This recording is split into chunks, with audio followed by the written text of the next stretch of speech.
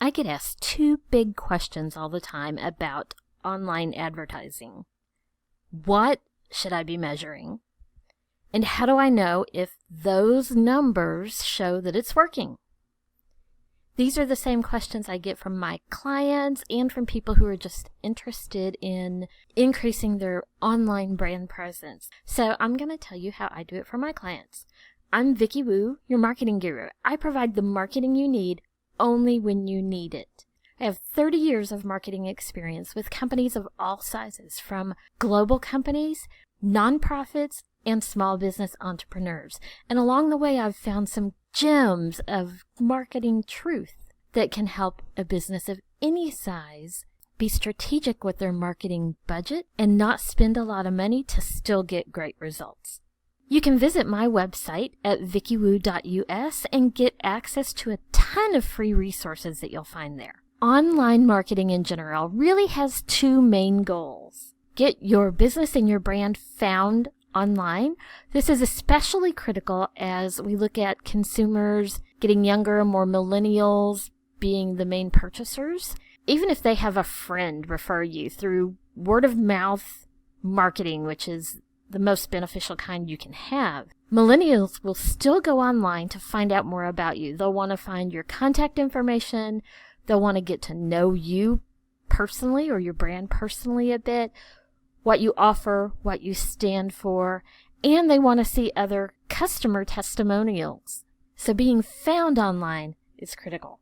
You also want to get paying customers. I never recommend to my clients to spend a large marketing budget on things that aren't designed to get new customers in the door.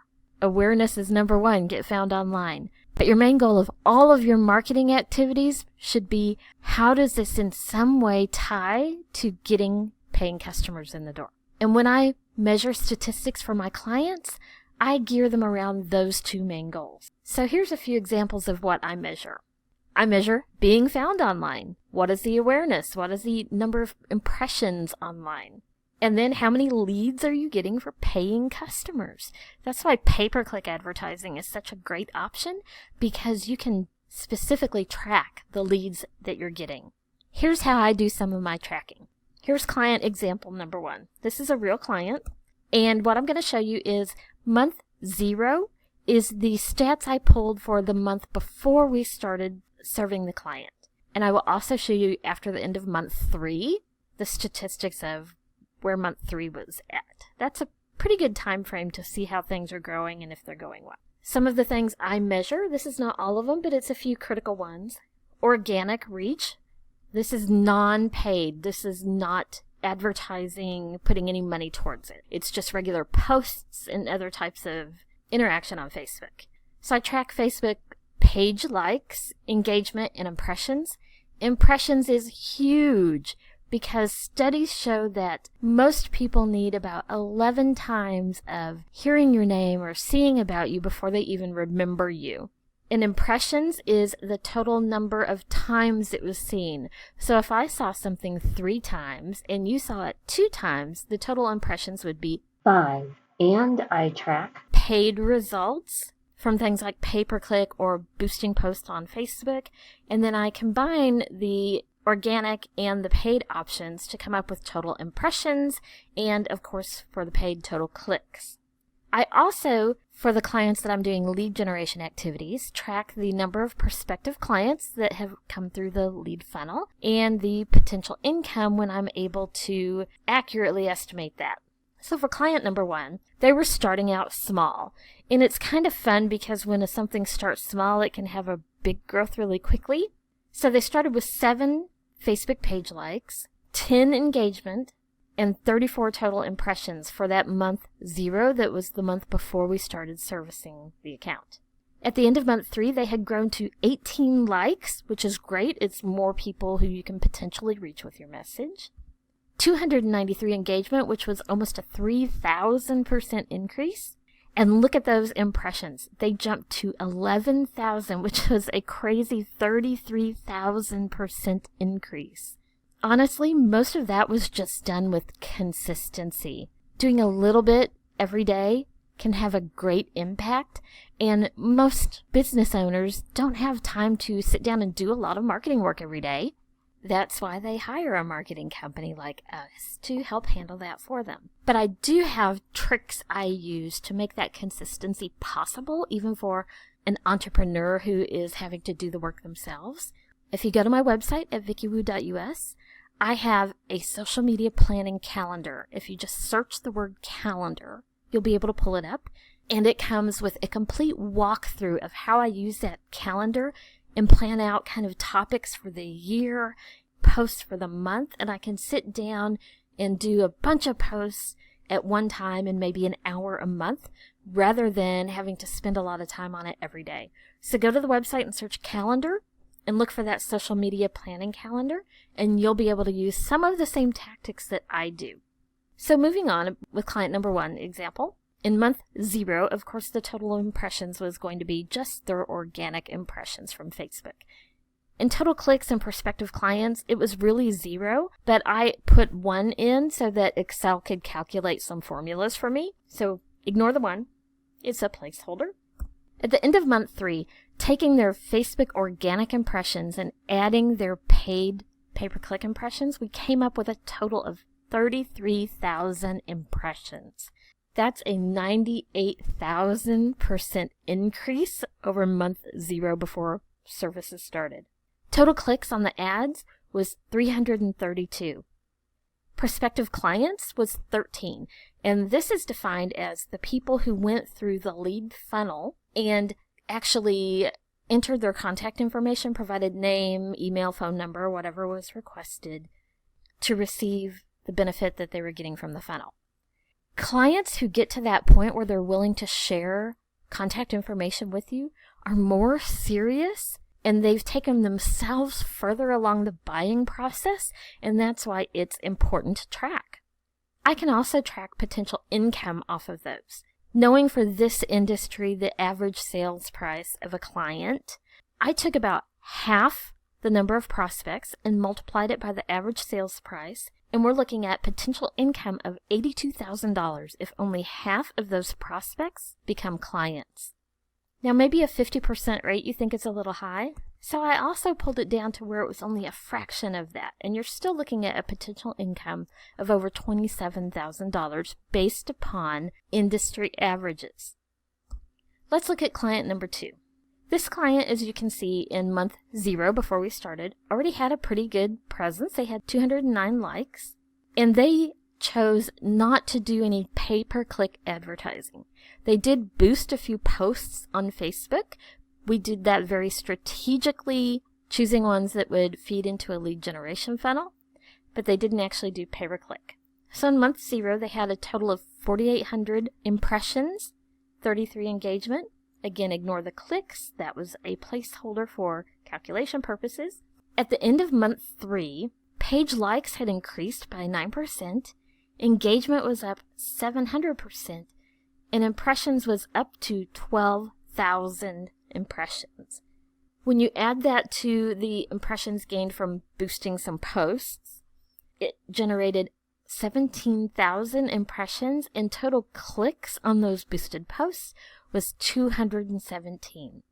So even though they had a different budget and didn't include pay-per-click advertising, you can still be strategic and grow your impressions and awareness online, as well as get a few leads, even though that wasn't the goal of the marketing campaign itself.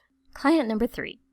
In month 0 before we started, already had a pretty good following on Facebook with 479 likes, engagement 200, impressions of 4,500. At the end of month 3, we'd helped grow the Facebook page to 501 likes. Again, more people that have the potential of seeing your message. Engagement increased almost 5,000% to 10,000. And the number of impressions, organic impressions on Facebook, increased to 14,600. Again, these strategies were just implemented by using consistency.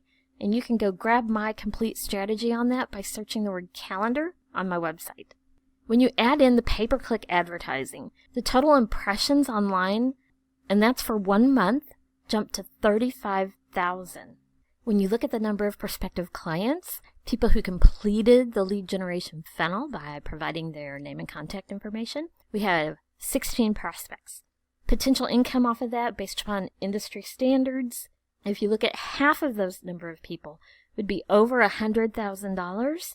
And if you did only a fraction of that, you're still looking at $34,000 of potential income based upon those 16 prospects. And of course, that's not even including people who may see the message and respond in a different way that's not through the lead funnel. What we can track is 16 prospects with a potential income if only half of them purchase of $100,000.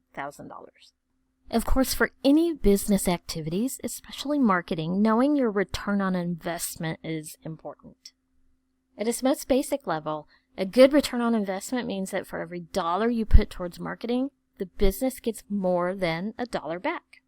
And there's a math equation. Sorry to take you back to elementary school and you have to calculate. But basically you take your income, subtract your cost, and then divide by your cost. And then you turn it into a percentage by multiplying by 100. Technically, you should take your net income, not your gross revenue, but your net income. And you may ask, what is a good return on investment? What ratio? What percentage? It can vary by industry, and it can be a little hard to tack someone down on saying what is a good rate. Obviously, you're wanting at least more than $1 back for every dollar you spend. But here's some information I found online and that I usually gauge my own activities with. A 5-to-1 ratio is middle of the curve. That would be 500% return on investment. A ratio over 5-to-1 is considered strong, and a 10-to-1 ratio, which would be 1,000% return on investment, is considered exceptional. So let's look at my client averages. So we track potential income from those leads that we get, and I averaged it between these couple of clients, and we were looking at 40,000 average of the leads from 1 month. And so really my calculations I'm showing you are a little bit off, but I'm just using the numbers that you've seen. I should really be taking the potential income of all the leads from the 3 months and comparing it to the cost for the 3 months. And what I'm giving you is the potential income from 1 month plus the cost for 3 months. So keep that in mind, but it's using figures you've already seen. The 3-month spend for all 3 months on average of the clients you've seen was around $1,350. So we know our calculation is we figure return on investment by taking income and subtracting the cost and then dividing by the cost. So we're going to take that 40,000 average and subtract it from the expenses we spent of $1,350 average. We come up with $38,650. We're going to take that answer and divide it by the cost. So $38,650 divided by $1,350, we get 28.63. Turn it into a percentage by multiplying by 100, and we get 2,863%. Now, really, if you go back to that potential income, which I told you my figure was 1 month, so if we multiply that by 3 and then take the 3-month ad spend, which the $1,350 is correct, our return actually comes out to almost 9,000%. But just going with the numbers we have here, we'll look at that. So as we said, a 5-to-1 ratio is middle of the bell curve, around 500%. Anything above 10-to-1 would be considered exceptional. That would be 1,000%.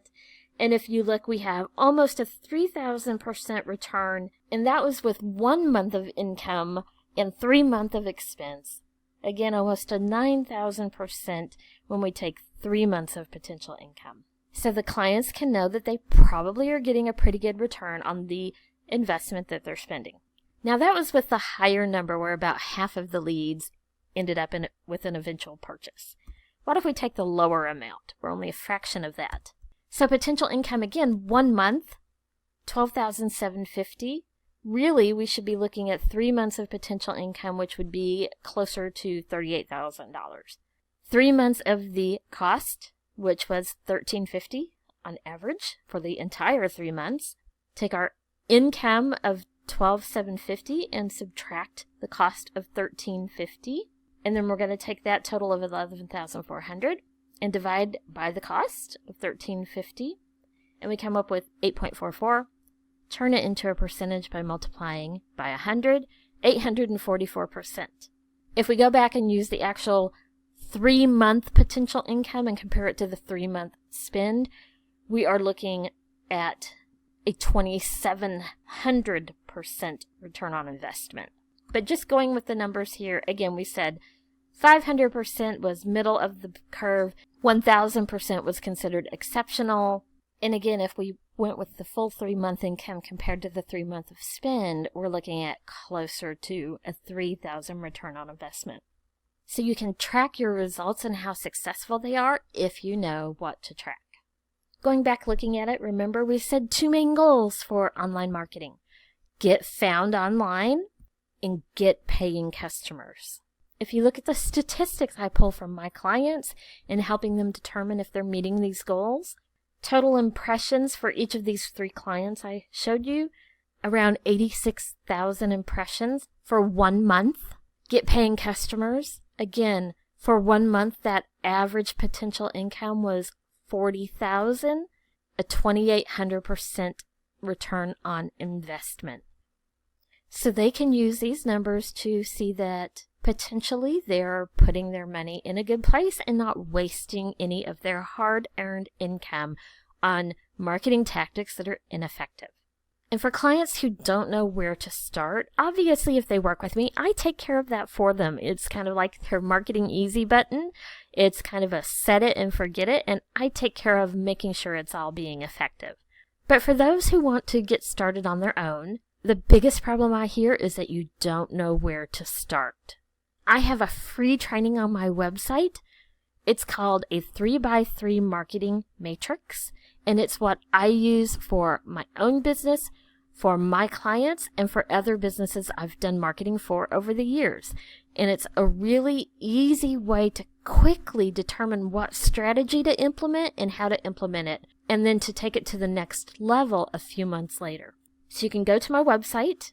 Here it is right here, VickiWu.us, and you can access that free resource. Just search the words Marketing Matrix, as well as a ton of other great resources right there at your fingertips to help you boost your marketing and your business success to the next level. And while you're at the website, click the menu link for a free strategy session and grab a spot on my calendar to get a free 45-minute phone call to discuss your business goals and your current marketing strategy, and I can provide you with a couple free ideas of how you can boost your marketing to the next level. Right there at the website, VickiWu.us, grab your free strategy session.